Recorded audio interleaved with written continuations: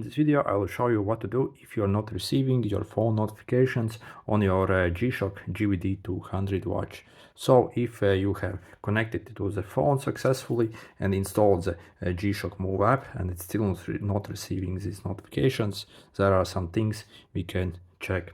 First, actually check if your watch is successfully connected to your Bluetooth, and you'll see this like tiny thing here with this sign at the top here. It basically needs to be not blinking, and here basically, so it needs to be here basically, like, and yeah, as you can see, mine is connected.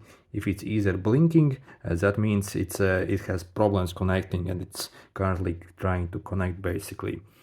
So then if it can't connect, make sure you have your Bluetooth enabled here. So on your phone, maybe it has turned off automatically.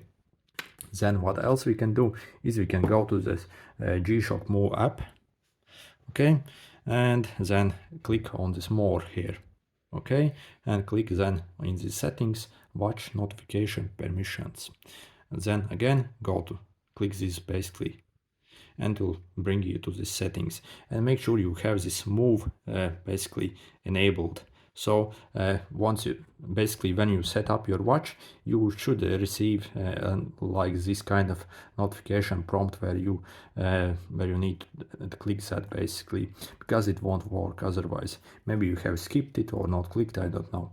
So but check this, make sure it's enabled here in the notification access. So yep, once that's done, there isn't really much else that can be done. So also what I can suggest you is lastly, turn on and off basically your phone. So simply restart it basically and see if that helps as well.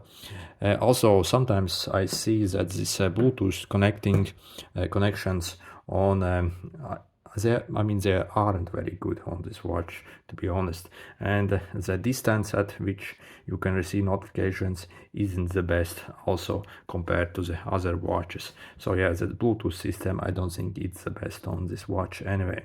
So if this was helpful, make sure to hit the like button. See you.